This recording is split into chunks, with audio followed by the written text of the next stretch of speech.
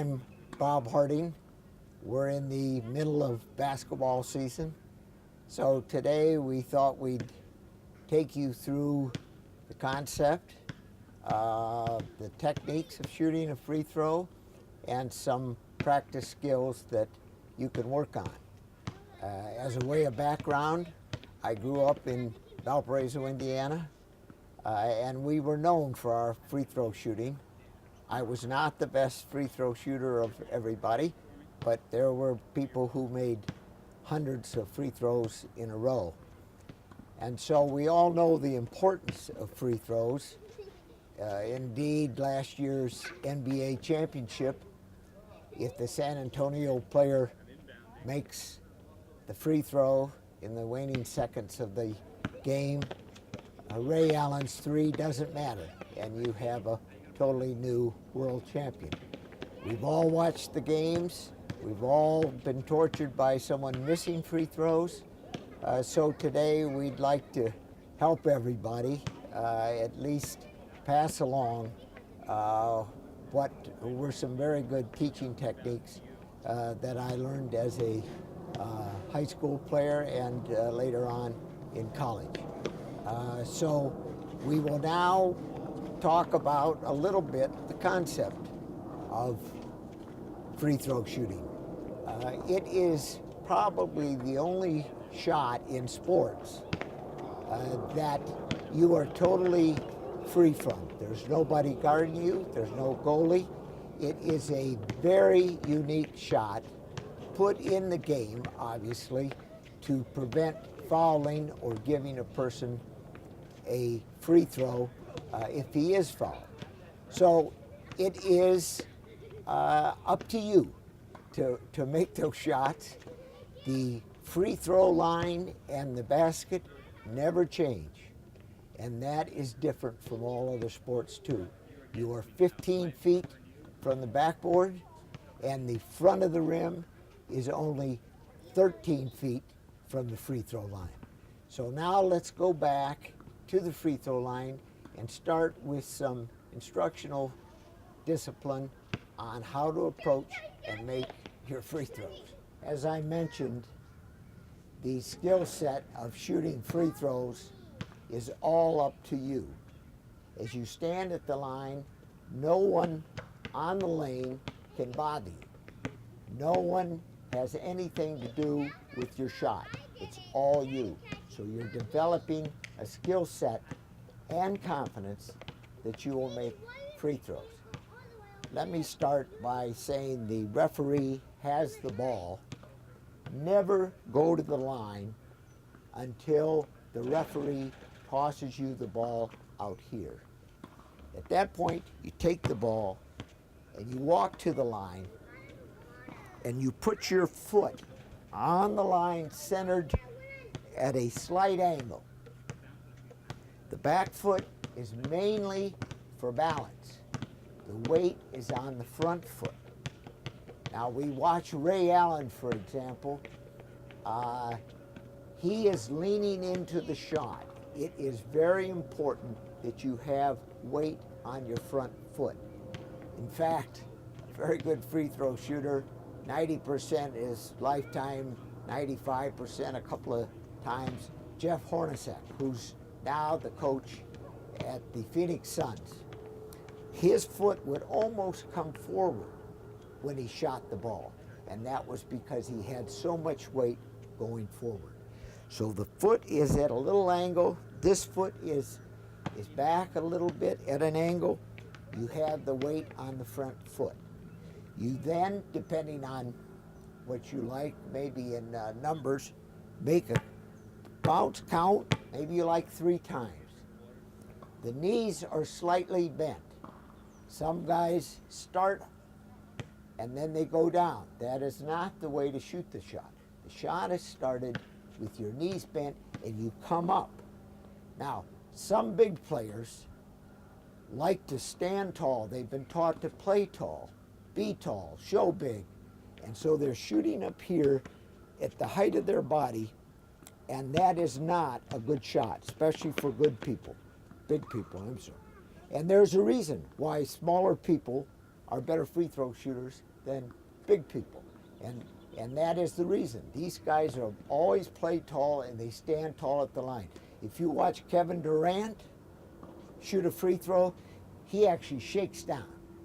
He shakes down and gets little.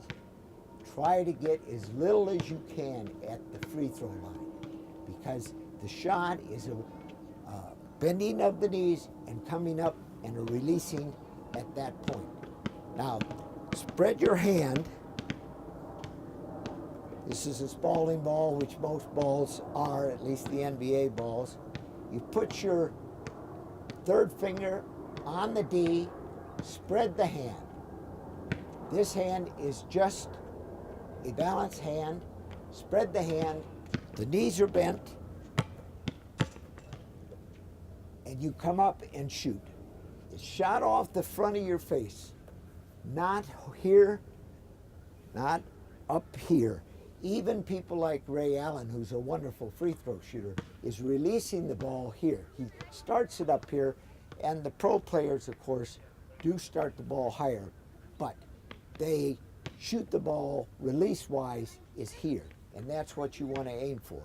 Now, a very important thing is don't fall back on your shots.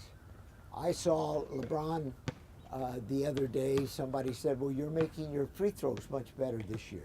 And he claimed it was because he'd been working in the gym, and I'm sure that's part of the reason. But the real reason to me watching him is he doesn't fall back.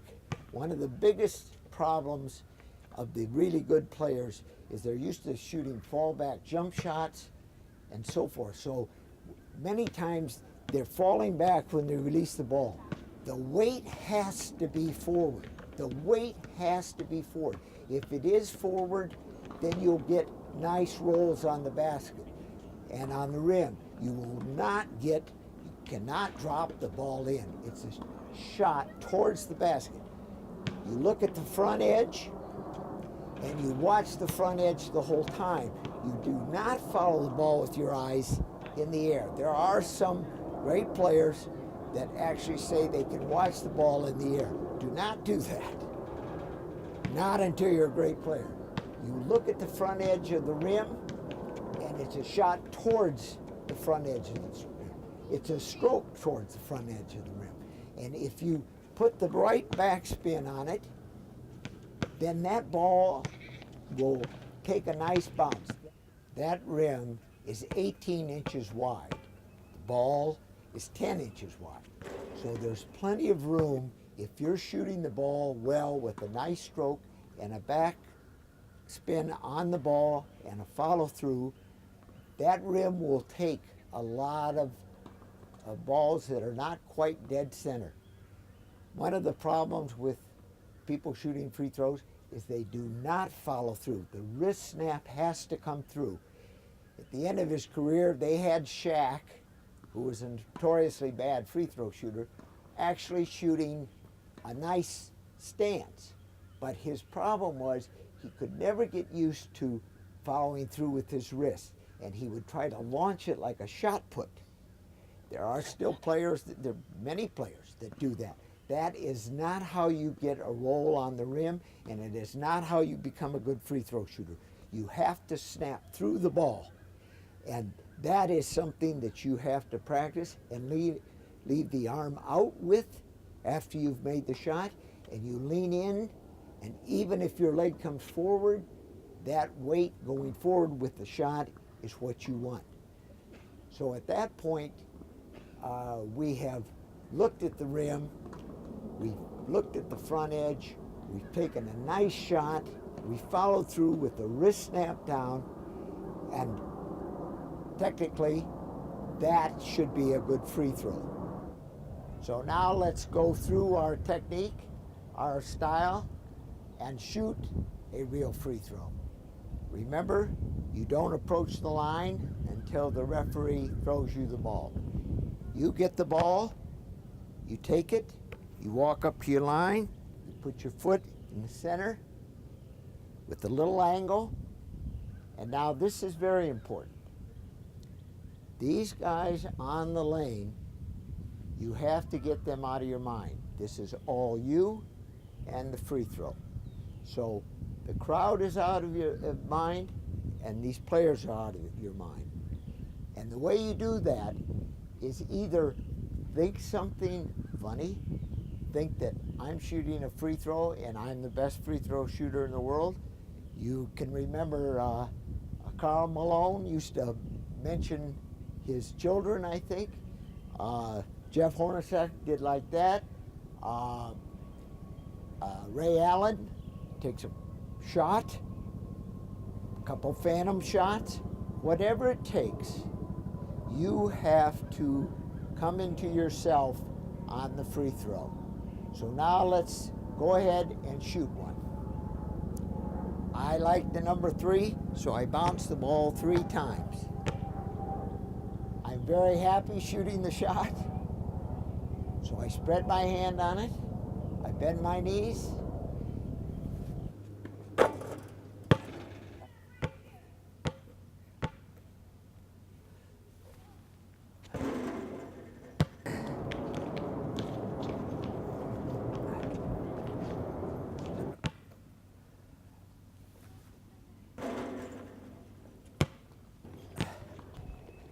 That is the roll that you'll get if you shoot the shot correctly. That ball hit, rolled up, hit the backboard, came down. That's the follow through and the shots you can get. I'd like to make it cleaner, and I'll try to make it cleaner. But that is the roll you'll get if you use the right technique over the front edge.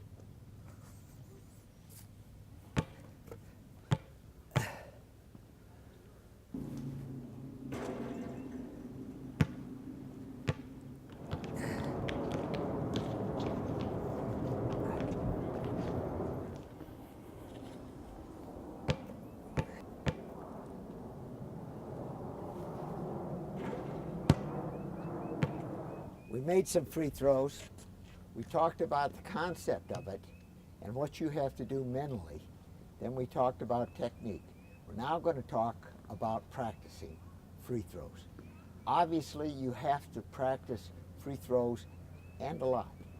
At least 50 a day, maybe more. Come early to practice, stay late to practice, and shoot free throws. Now, in shooting free throws, there's some tips. And I will try and give you what I have found out over the years have helped. First of all,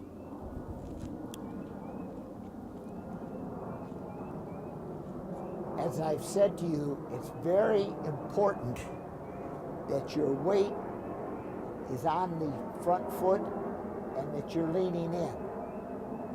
In practice, sometimes it's very helpful to actually shoot free throws in socks, because your toes and your feet actually feel what they're supposed to be doing. Or in running shoes, which are more sloped than a tennis shoe, basketball shoe. So that is a shoe or in socks that helps you get the feel of the feet involved. Now the second thing is, if you are young or small, when I grew up in Indiana, we were never allowed to shoot on anything but 10 feet baskets. I don't think that's right, because if you're smaller, you can shoot on 8-foot baskets or whatever is proportionate to your size, and it helps you in developing the technique of shooting free throws. And that technique is the wrist snap through. Now, lots of people can't get that wrist snap through. They don't like it. So for your practice, you can stand and snap it through to learn how to snap that wrist through. And if you're young, stand here and shoot the free throw. It's an easier shot. I even believe that these arcade games that they sell to young people with a small ball and a rim that's maybe 7 feet high is good for young people, because it develops the technique and the ball is shot on a trajectory that is not up and down, it's towards the front of the rim. So your shots are towards the rim and not up. So it's towards the rim, it's a stroke.